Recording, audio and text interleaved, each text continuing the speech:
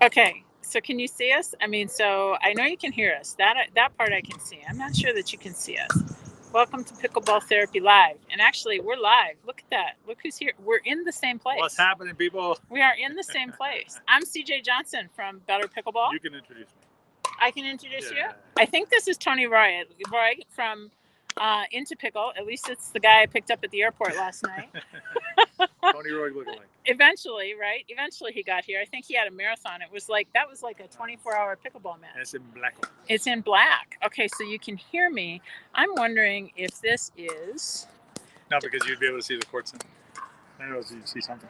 What is going on? I know. All right, guys, we're figuring out the tech. We are figuring out the tech, but why is it... Actually says 5 waiting and it's black. I don't know if it hasn't kicked in yet. No, the stream is going, which is interesting. Are you on Facebook or are you on YouTube? Try Facebook. Sorry, we decided we were playing pickleball.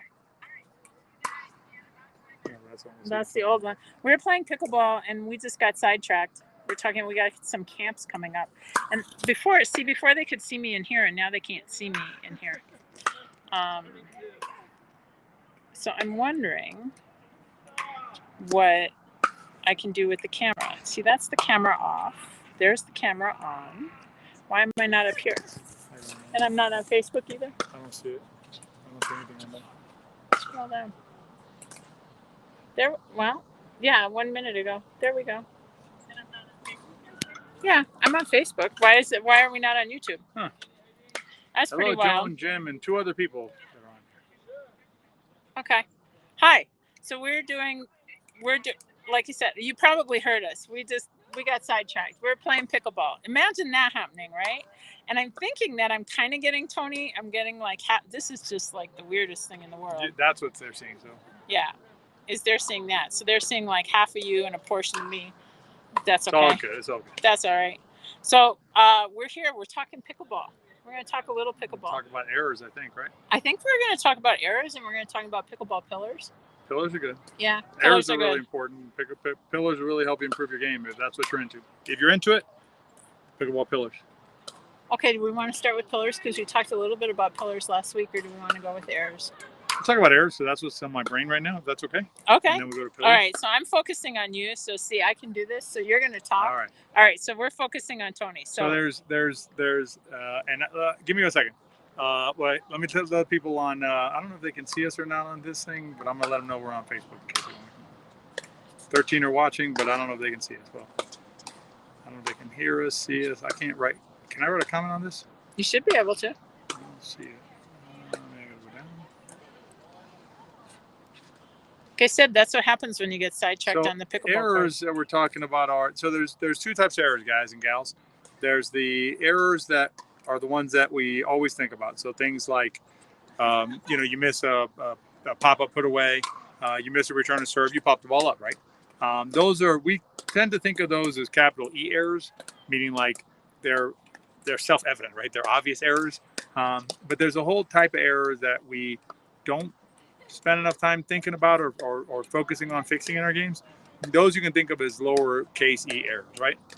And give you an easy example. That one is you have your opponent's hit a short return of serve, and they're subject to attack, right? You're the serve team, obviously, because of your opponent's return serve, and you get that short return of serve, but you don't pounce on it. You don't move up. You and your partner don't move up and attack that ball and take advantage of the opportunity. That's an error too. Because just because you didn't like lose the rally with the shot you hit or the mistake you made, not taking advantage of opportunities is a real problem when you play pickleball, particularly as you start to move up in the game. What happens is you'll start playing opponents who, when you hit a short return or serve, which is going to happen, they're going to pounce on it, they're going to punish you for that, and they're going to probably score a point. So if you're not doing that to them, that's a problem. The other area, another kind of easy area of a lowercase e error is, for instance, hitting a short return or serve, right? So if you're the returner, if you miss a return or serve, capital E error, it's easy, obvious. Everyone knows, okay, well, Tony messed up there. Tony missed his return or serve. But what happens if I hit a return or serve? I don't miss it, but I hit it kind of like, say like 4 or 5 feet behind the NBZ line, right? So 10 feet inside the baseline. That is not a good return to serve. And that allows our opponents then to move forward, attack that ball and pin us back and put us in a bad spot. So that is what you would have to consider a lowercase e error. And it's the kind of error that if you don't fix that kind of error in your game, it's frustrating because you're going to think, what am I doing wrong, right? What am I, and that's something that CJ and I work a lot inside with VI Pickleball and the camps that we have going on next week. We focus on really highlighting those areas for pickleball players such as yourself to show you what it is that you need beyond simply hit a third shot, right? I mean, listen, a lot of people out there teaching how to hit a third shot. I got nothing against the third shot. Fantastic shot. We teach it too. But that's not all that we do, right? We don't just go, here's a third shot, go out, and you're a 4-0 player. Not going to happen. If you don't know how to fix those lowercase e errors, then that's really going to hold you back. And that really ties into what CJ wants to talk about, which is the pillars of pickleball, and ties into the second pillar, which is, again, the one that I think CJ and I are particularly good at. We understand the mechanical pillar. We can teach a mechanical pillar, and we do teach a mechanical pillar because you got to be able to hit the ball. So, for instance, in our camps, we're going to spend a day on the mechanical pillar. But then we don't just keep on hitting balls all the time, right? Because that's only going to help you so far. Then we go to the second pillar, which is a strategic pillar, or the thinking pillar. It's the concept part of the game. And it's understanding these lowercase e errors as an example, so that when they occur, A, if you're committing them, cut it out, right? And you'll recognize them, right? You'll be like, okay, I know what I did wrong there. Here's what I'm going to do next time better. B, your opponents are going to do them. Your opponents are going to commit those kind of errors all the time. But if you don't recognize them, how are you going to take advantage of them? So you recognize your own errors, right? You recognize your opponent's errors, and you can capitalize on them, and it really takes your game to a whole nother level once you start seeing the game like that. So, CJ. But so let's get into that for just a second, though. Okay, so let's talk about to people first. Mm-hmm. Depending upon where you are in your learning curve, really depends on which error you should attack first, right? I mean, there are some big E errors, right. And you mentioned one is the return to serve, and we talk about that all the time. Mm-hmm. Is if you miss a return to serve, not only have you given up your positional advantage, you have given the team another point. So on unearned, right? They don't deserve that point, guys. Right. They just got it. You just get a gift. Right.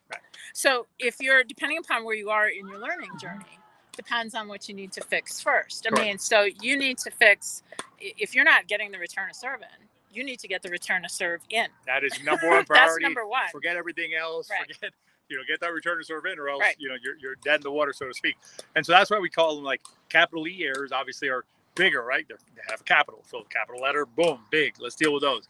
And then what happens though is you get a lot of players that end up getting to 3.5, or they're right around 3.5. They're floating in that zone and they plateau. And that's an experience that CJ and I have a lot with players who we work with, who end up kind of like they plateau and they're kind of like, God, what's going on? I've been playing for 2 years and I feel like I'm kind of like I don't know how to advance from here.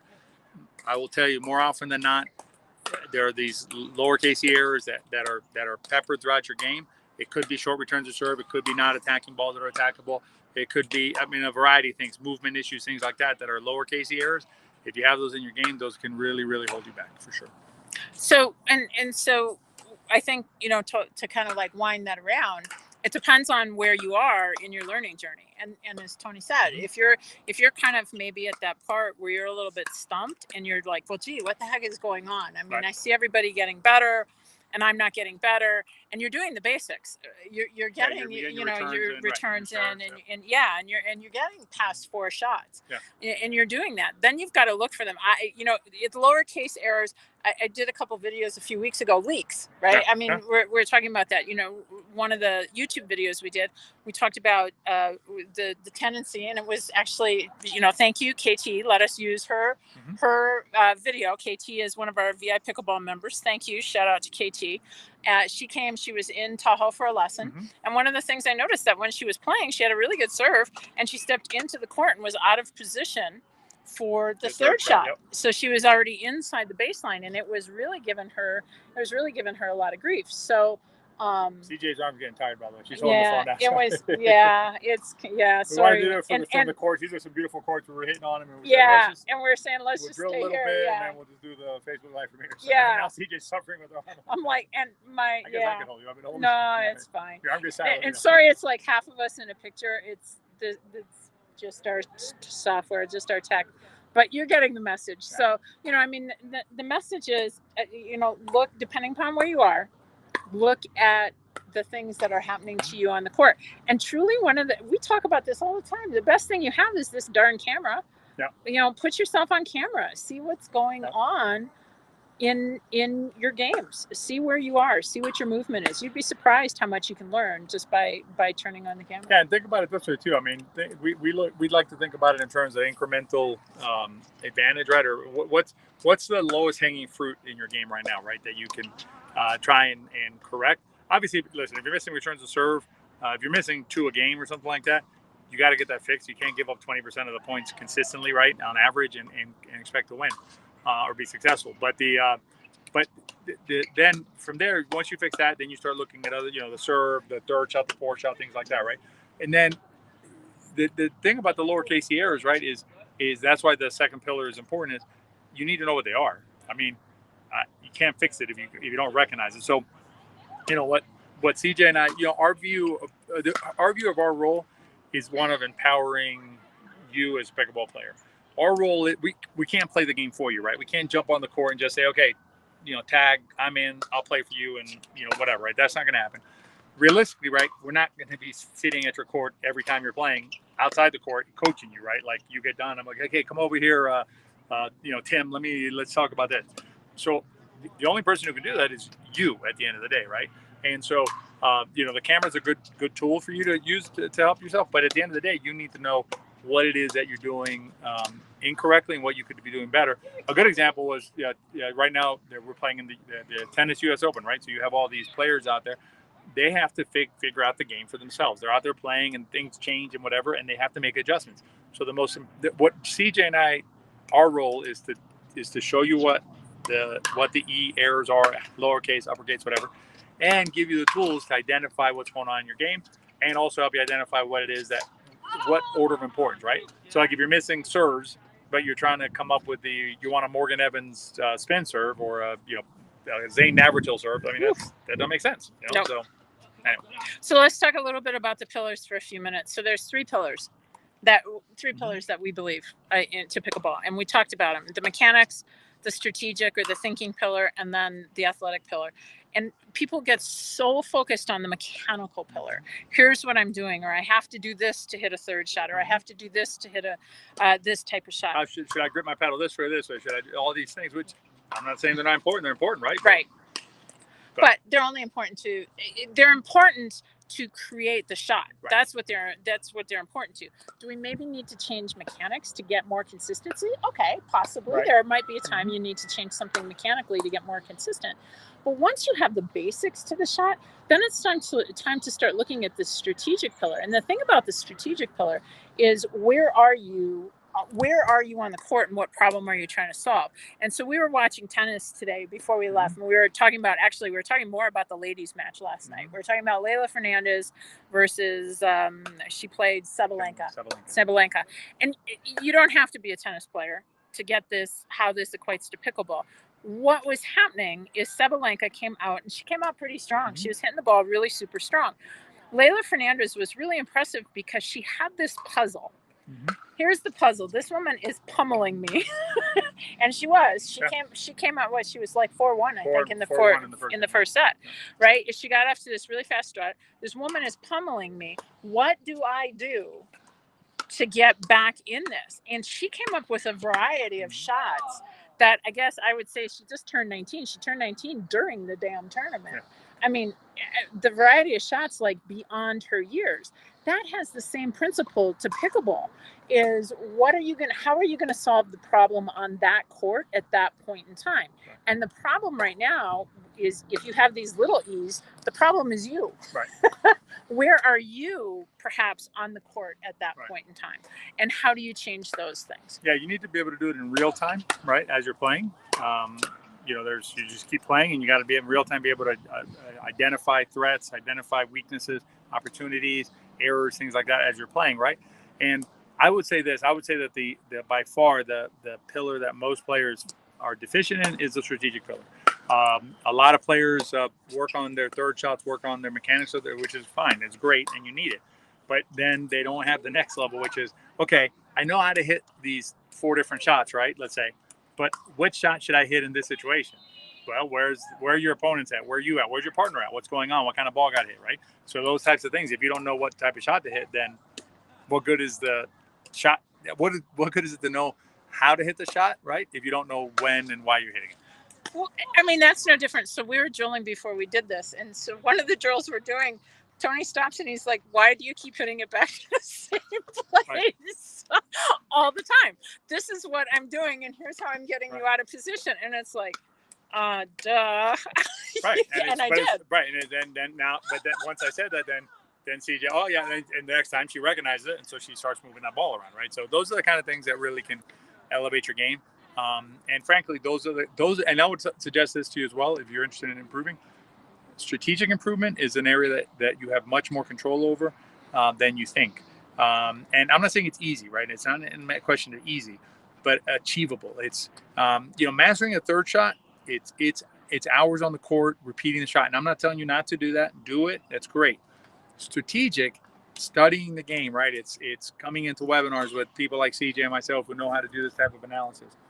And then taking that and applying it when you play. But that's really an area that you can make vast improvement in.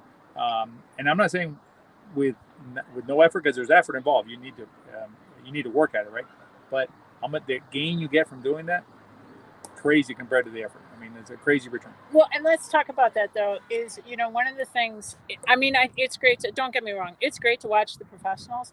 I mean, there's nothing like watching Simone defend. I think I mean, I'm amazed at her defensive skills, and everybody has these variety of shots. Certainly, Ben John, Kyle Yates. I mean, they're phenomenal to watch. But I think that people can learn more from watching matches that are at their level as well. And so, one of the things that we do quite a lot of is we break down 3-5, 4-0 matches, and to say, here's what's going on at this particular level. Here are the big mistakes we see. Here are the little mistakes we see. Here are the just the small strategic things that you can tweak that's going to win more rallies for you.